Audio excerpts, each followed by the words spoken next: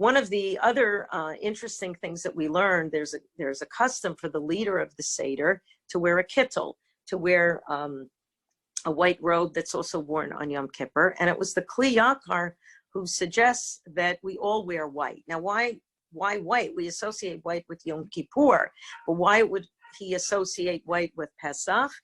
And it's, one could say, well, spring you wear white, okay? But let's face it, that's after Memorial Day, right? It's too early to wear white. But the Kli Yakar had a different idea, which is really quite beautiful. And one of the reasons he said why we actually dip the karpas or the potatoes or any vegetables we have into the salt water. And what he said is he said, if we think back, what was the reason that we got into Egypt?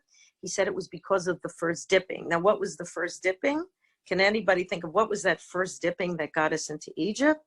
He said that the first dipping was actually the brothers who decided to sell Yosef eventually into slavery, where he ended up in Egypt. They then had to go to their father, and they went to pretend that he was killed by an animal. What did they do?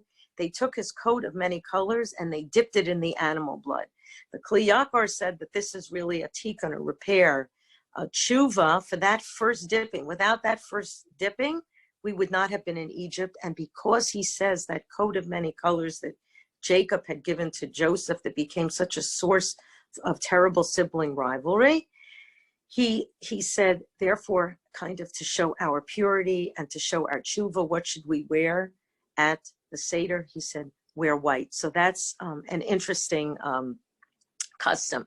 So I'd like to look at the first source, though, which is quite interesting. This is just something to teach us about the origins of the Mohnish Tana. So if we take a look on page 1 of the source sheet, I have there the traditional text for the Mohnish Tana. And the traditional text that we have in our Haggadot is the first tells us on all other nights we eat chametz and matzah. Tonight we only eat matzah. On all other nights we eat leavened products, right? On this night only matzah. On all of the nights we eat vegetables. On this night only bitter herbs. On other nights we don't even dip our food once. Tonight we dip twice. And all other nights we eat sitting or reclining. And on this night we only recline. So what is the source for the Mohnish Tana that we say? So the source for the Mohnish Tana can be found in the Mishnah and can be found in both the Jerusalem Talmud and the Babylonian Talmud. Just on page, as you can see here from the Mishnah and Pesachim, the source is where now we see the reference to the second cup of wine, right? And just above, what's also fascinating is it talks about some of the things that are done. It says he dips with lettuce until he reaches the main course, in which bread is eaten. Then they bring before him the matzah, the lettuce, which is the maror. Some of us will use romaine, and charoset in 2 dishes, even though charoset is not commanded. Rabbi Eliezer Bar Tzadok says it is a mitzvah. It's a mitzvah? Where is that from? So it's quite interesting because that is an allusion to we find in the Gemara, also in Pesachim, that says, why do we eat, dip the maror into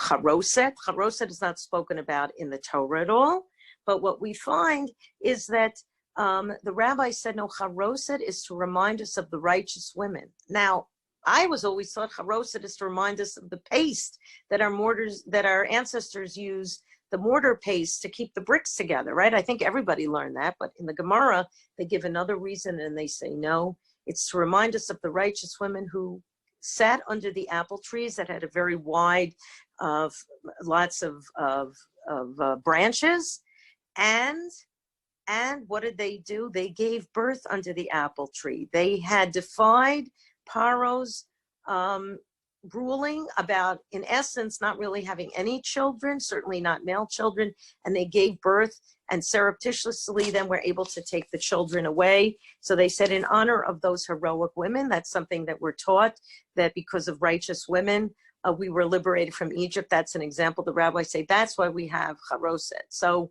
you could be putting in the red wine, walnuts, date mix, but you better put those apples in your charoset so we can pay homage to the women who sat under the apple trees and gave birth. But what's interesting about this Mishnah is what are the questions that are being asked here, right? It says that on all of their nights we eat both chametz and matzah. On this night we eat only matzah, so that's in our current Mohnish Tana. And all other nights we eat other vegetables. On this night, bitter herbs. It's there. On all other nights we eat meat, roasted, stewed, or boiled. On this night we eat only roasted meat. And all other nights we dip vegetables once. On this night we dip twice. So that fourth question is a little different than what we have, because what do we have? We say on all of the nights we don't even dip our food once. On this night we dip twice. And we don't have a question anymore about roasted meat. Instead, we have a question regarding leaning. So what happened here? So this is very interesting, because if you go to page 2 of the source sheet, the most common recording in other sources that we have is actually the source that is found in the Jerusalem Talmud, in the Talmud Yerushalmi. And what are the questions that are there? It's different than the Mishnah. It says, what's different from all other nights? It's number 5. It says, on all other nights we dip vegetables once. On this night we dip twice. On all other nights we eat both chametz and matzah. On this night we eat only matzah. And all other nights we eat meat roasted, stewed, or boiled. On this night we eat only roasted meat. So there, what we find is we don't have a direct question about maror. We find it in the Talmud Bavli that becomes more of a source for the current day 4 questions, because there it says, why is matzah eaten? Why is maror eaten? Why is food dipped twice? But they also have why meat is eaten exclusively roasted. So the question we have to ask ourselves is, what happened to that question regarding roasted meat? And where did the question regarding leaning come in? So, so if we take a look, on page 3 of the source sheet in the Gemara, what we find in Psachim, okay, it says as follows. It says, Rav Yehuda said that it is prohibited for a person to say in modern times, this meat is for Passover, due to the fact that one appears to be consecrating his animal as his paschal lamb, and he thereby eats consecrated item outside the permitted areas. So what are they talking about? They're talking about the fact that one could only eat during the times of the Beit HaMikdash. One only ate roasted meat where? Karban Pesach, Aliyat Regel, based on the Karban Pesach. You were not allowed to say, okay, I'm living outside the walls of Jerusalem, and therefore what I'm going to do is I'm not going to bother to come up to Yerushalayim. I'm going to take out my pre-destruction of the Beit HaMikdash Weber barbecue, some version of it, and I'm going to offer my Karban Pesach here. They said, absolutely not. You can't do that. And in fact, what they begin to see is that the Gemara itself is asked, is it really prohibited to say that this meat is for Passover? And here we have, very fascinating, it says, Rabbi Yossi said that Todos of Rome, who was the leader of the Jewish community there, instituted the custom for the Roman Jews to eat kids roasted whole with their entrails over their heads on the evening of Passover, as was the custom in the temple. The sages sent a message to him. They said, if you weren't Todos, if you weren't a muckety muck, if you weren't an important person, someone, a leader of the community, they would have put him in Chayrim. Okay? We would have decreed ostracism upon you, as it appears as if you're feeding Israel consecrated food, which may be eaten only in and around the temple itself. And what's very interesting about this is that it wasn't just only Todos, because what we find in the Mishnah in Psachim, this is page 4 of the source sheet, it says, Ein solint et ha-pesach lo al ha-shupad v'lo ha-as. We may not roast the Pesach sacrifice on a metal spit nor on a gridiron. And Rabbi Tzodok says it happened once that Rabban Gamliel, we know Rabban Gamliel, right? Once said to Tavi, a slave, go and roast the Pesach sacrifice for us on a gridiron. And the rabbis, what we find else, were very, very upset about this because they were worried if someone on the level of Rabban Gamliel was going to be offering the Karban Pesach with the Beit HaMikdash no longer standing, then other people could emulate it. And that is why we ended up with the custom, which we can find codified in the Shulchan Aruch and Orach Chaim 476-1, in which they write, it's prohibited to eat a kid goat or lamb that was roasted whole on either the first or second night of Passover. They say the Ashkenazic custom is not to partake of any roasted meat at the Passover Seder for this reasons, but they point out there are places where this custom is not observed strictly, and some even make a point of eating roasted meat, although not a kid roasted whole. And who does that? Sephardim do that. I've always said, in my next life, I want to come back Sephardi.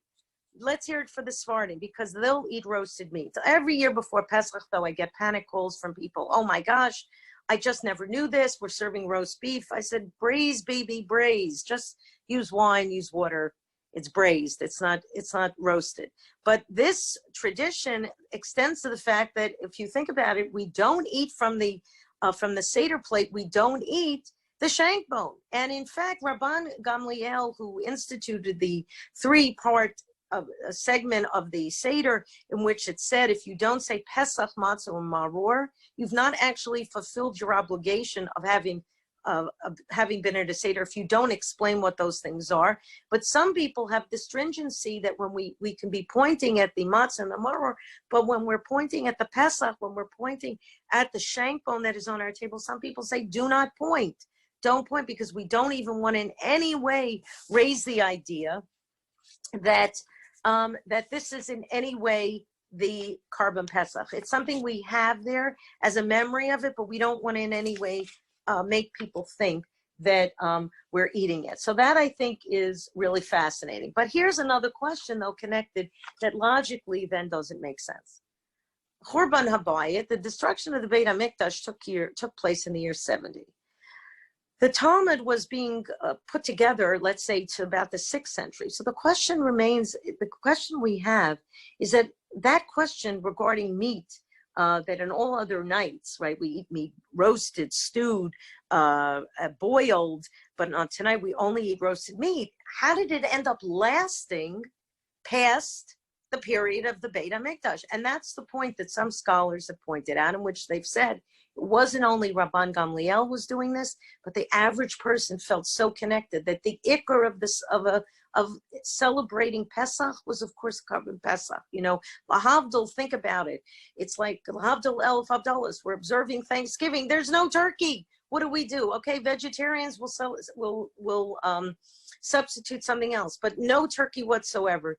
Lahavdil here for Pesach. If you don't, what do? We don't have the centerpiece, which is the Karban Pesach. So what's fascinating, though, is that by the time, I would say around the Gaonic period of the 6th century, when we began, 7th, 8th century, we began to have the development of a Passover Haggadah, they dropped that question regarding meat. That's why it's not there. And they replaced it with reclining. Now, why reclining, you might ask? And that goes back to the origin of the Seder. One of the interesting things is that many people point out that they say a Seder bears some similarity to the Greco-Roman symposiums. What went on in those symposiums? It was a meal with lots of drinking, with lots of eating, with people asking philosophical questions. And one of the other hallmark was that they were reclining the way royalty would recline. Now, of course, what we know is that as much as perhaps there's a model for the Seder on certain levels with the Greco-Roman symposium, it's extraordinarily different because of the fact that was for the elite, that was for the major intellectuals. Passover Seder is open to everybody. You don't have to take an IQ test to have a Seder. It's for everybody.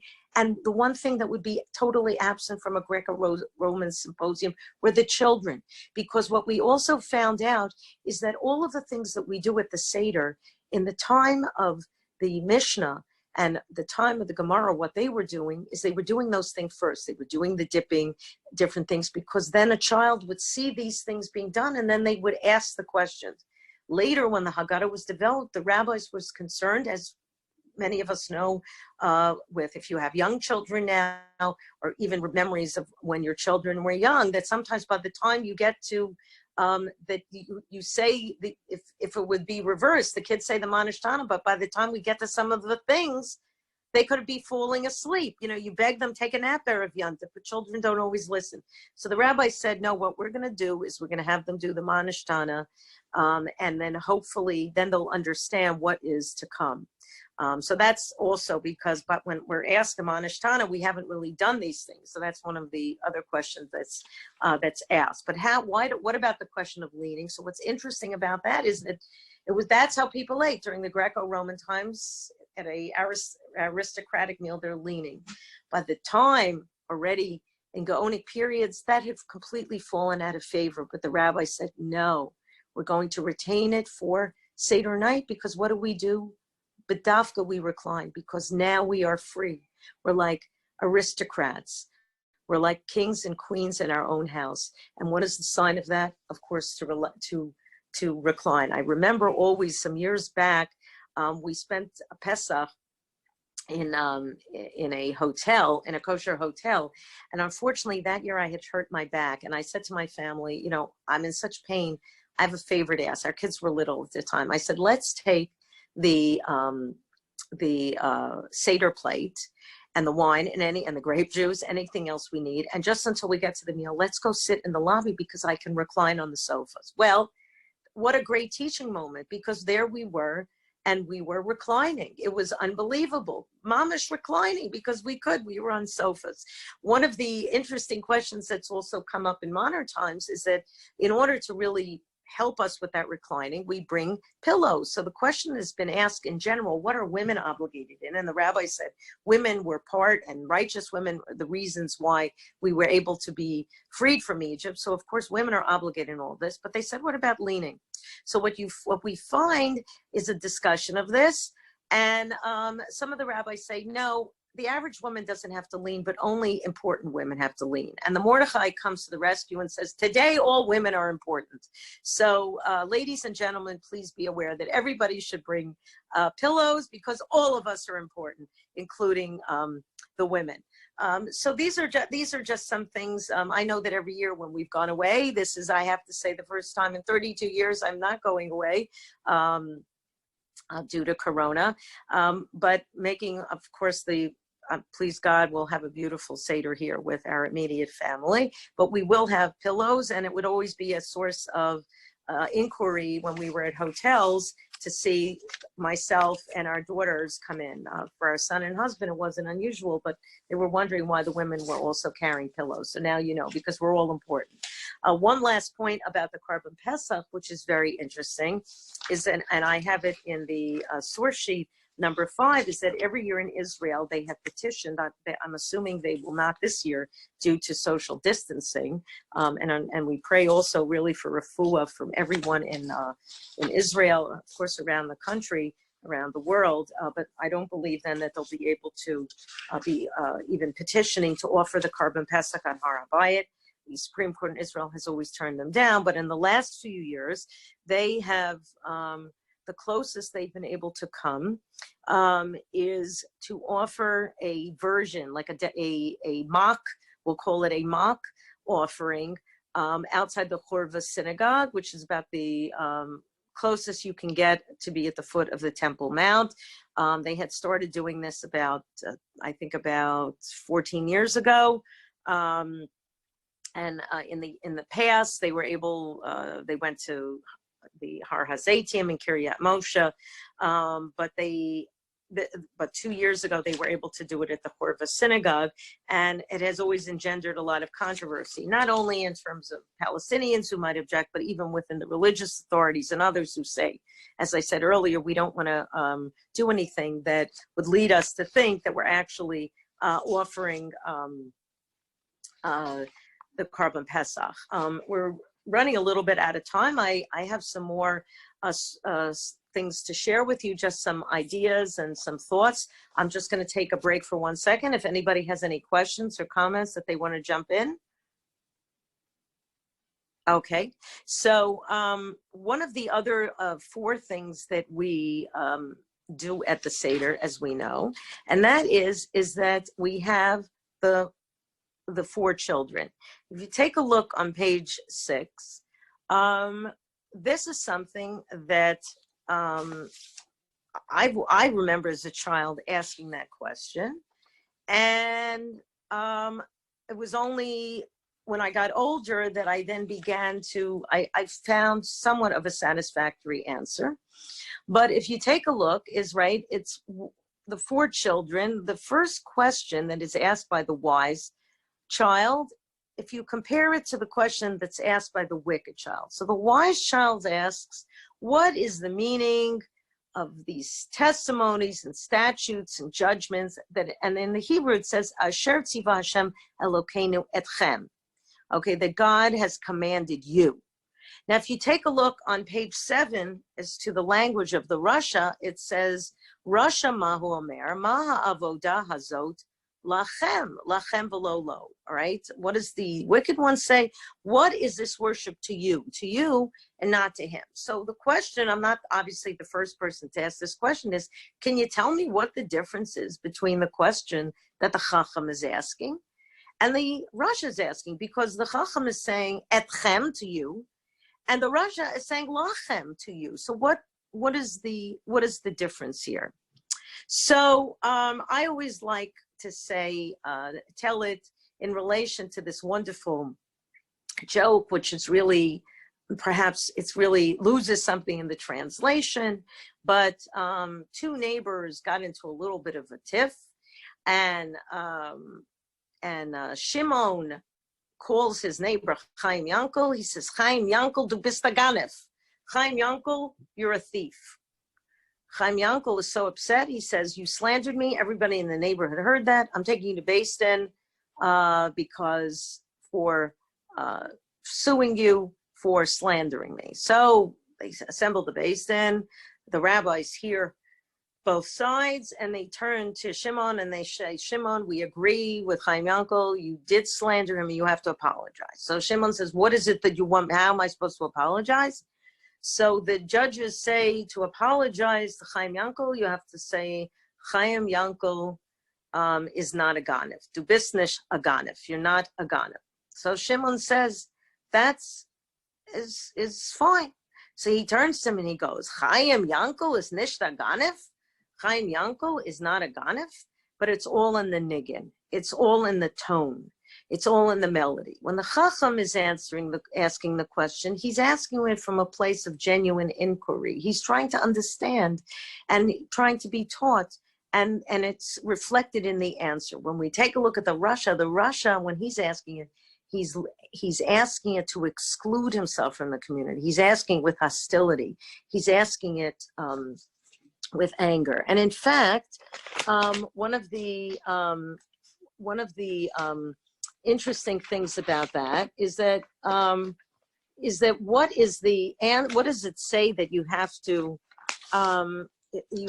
do to the Rasha? They said you basically have to like hit him in his teeth. Now nobody is endorsing, corporeal punishment against children or anyone, but rather it's essentially you have to try to knock some sense into him, knock some sense into her.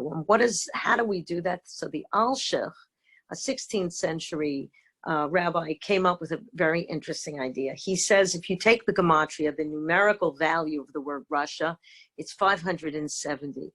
And if you subtract the word in Hebrew for teeth, shinav, which is 366, your remainder is 204. And what does 204 equal? It equals the Hebrew word of tzaddik, of righteous person. So he says if you know how to talk to him, if you know how to talk to her, you can knock some sense into them, and not just knock some sense, but they can end up becoming a tzaddik, a righteous person. And in fact, how do you do that? If you take a look at the last question on page 7, it says v'she'eno yodea l'shol, and regarding the child who doesn't know how to ask, it says at petachlo. You have to open up the conversation for him or for her. What's interesting about that is if you take a look at the grammar, and I always say all the time, I should have spent more time in 6th grade listening to Mr. Rappaport of blessed memory, who tried so hard to teach us grammar. We were not that interested because grammar, I learned later on, teaches you something. And that is when it says at petachlo. At is in the feminine form. And they say primarily it's up to the women, it's up to the mothers. I'm not trying to be sexist, but this is, let's hear it for the women and the moms, that they have perhaps a lighter touch. They know how to educate. And of course, it was the Lubavitcher Rebbe who said that there's a 5th child that's absent from the Seder, the one who's too alienated to be there, the one who doesn't even know to show up. Thankfully, something like 94% of Israeli Jews have a Seder, and I believe something like 82% of American Jews have a Seder. Whatever form that Seder takes, it's amazing that this is something that still resonates thousands of years after at the Exodus. Of course, when we come to the 2 other parts of the Seder this year, especially, I think it has extra poignancy. You know, when we recite the plagues that were given on Egypt, we pour out some wine because we also have compassion even for our enemies who died from those plagues. And certainly this year we should have in mind the plague that is afflicting the whole world. The innocent people who have died, lives upended.